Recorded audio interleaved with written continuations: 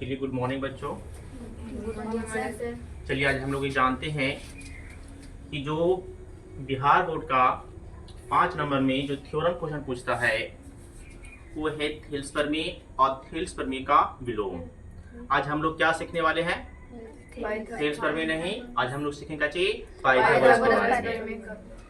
Thales प्रमेय हमने करवा चुका है, लेकिन आज सीखेंगे पाइथागोरस, क्योंकि पाइथागोरस से भी क्या पूछता है, हमें 5 नंबर में क्वेश्चन पूछता है। या तो कभी कभी क्वेश्चन पूछ देता है पाइथागोरस का प्रमेय या पाइथागोरस प्रमेय का विलोम। तो आज हम लोग सीखेंगे है पाइथागोरस का विलोम।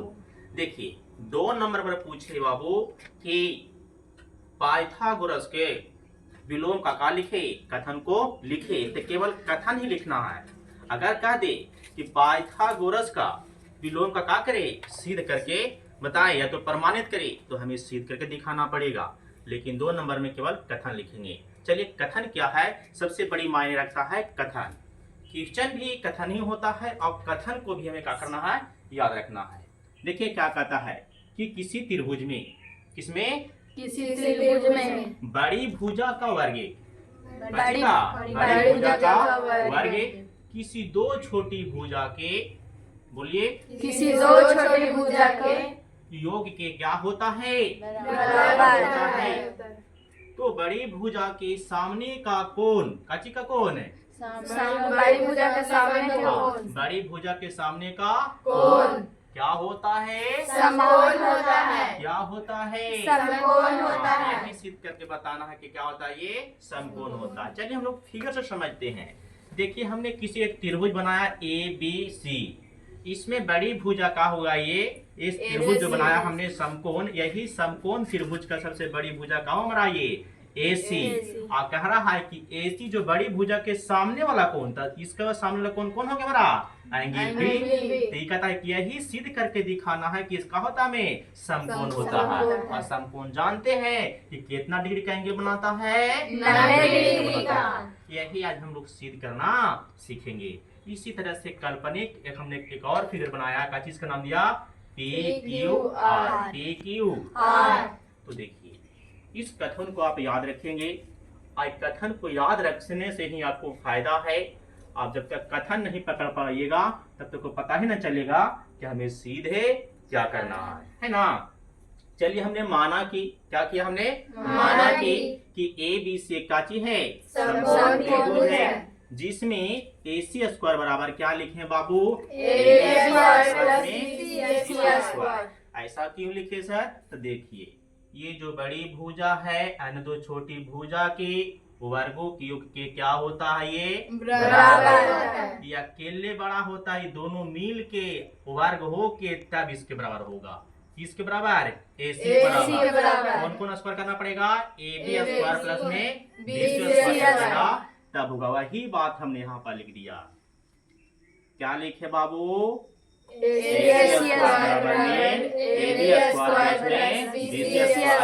और इसको समीकरण कितना मान लेंगे, इसका समीकरण कितना मान लिया हमने, 1। अब सिद्ध करना था ना, सिद्ध करना हम बोले थे कि सर आपको B बराबर कितना बताना, हमें 90 तो बोला है कि बड़ी भुजा के सामने वाला कोण समकोण होता है। यही करना कि सिद्ध करना है कि एंगल B इक्वल टू कितना डिग्री, 90 डिग्री। अब चलिए हमने रचना किया, रचना लिखिए, बनावट लिखिए। हमने रचना किया क्या, PQ1 का PQR एक काची है, समकोण त्रिभुज बनाया, जिसमें Q इक्वल टू कितना डिग्री, 90 डिग्री। दिखा दिए फिगर, PQR और Q इक्वल टू कितना डिग्री, 90 डिग्री। तथा आप देखिएगा इस त्रिभुज की जो भुजा है, इस त्रिभुज की भुजा से क्या करेंगे, कंपेयर करेंगे। चलिए AB बराबर कौन भुजा हो गया, देखिए AB इसमें तो इसमें कौन हो गया, PQ। दोनों बराबर दिखा दिया। तथा यहाँ पर एवं लिखे हैं BC भुजा किसके बराबर, QR। बताइए बड़ी भुजा AC, तो AC के बराबर कौन होगा बाबू, PR। हमने लिख दिया काची, PR है ना, प्यार से बोलिएगा PR है ना जी। आगे सुनिए, हमने प्रमाण किया। अब प्रमाण में क्या दिया कि त्रिभुज PQR में इस त्रिभुज से काम करेंगे, angle Q is equal to कितना डिग्री? 90 डिग्री। क्या हम अपना से धरे हैं? देखिए यहाँ पर बनाया 90 डिग्री ये, Yes, वही sir. बात हमने लिख दिया कितना डिग्री? 90 डिग्री। अब बताइए उसमें अगर बड़ी भुजा हमारा काची है पी आर है, PR बताइए पी आर क्या कौन दो भुजा को वर्ग के बराबर होगा? तो सर कहिएगा कि पी क्यू और क्यू आर के, तो दोनों को वर्ग कर दीजिए, वही लिखिए पी आर स्क्वायर बराबर पी क्यू स्क्वायर प्लस में काची क्यू आर स्क्वायर। अब बात चलिए यही बात लिखिए यहाँ पर। अब बताइए तो पी क्यू किसके बराबर? यहाँ पर देखिए, लिख दिया हमने। Yes, sir. चलिए फिर लिखा हुआ काची बाबू क्यू आर। अब बताइए इसमें बताइए तो क्यू आर बराबर बीसी बराबर दोनों बात सेम है। बीसी बराबर होगा काची क्यू आर और क्यू आर बराबर कौन होगा? BC। हमने वही बात लिख दिया। आज इसको समीकरण कितना मान लिया? 2। मतलब समीकरण 2 माने। चलिए समीकरण 1 और 2 से ऐसा क्यों लिखे बाबू? तो ऐसा हमने इसलिए लिखा कि हम लोग जानते हैं कि अगर एक पक्ष बराबर हो तो दूसरा पक्ष भी क्या होगा?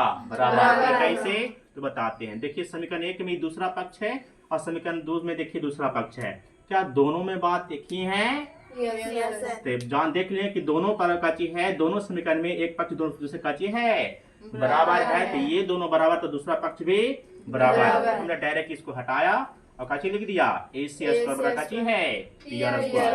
अब बताइए स्क्वायर से स्क्वायर होगा तो क्या होगा? ये खत्म होगा, बचेगा काची AC बराबर काची बचेगा PR। अब चलते हैं जरा सुनो आगे।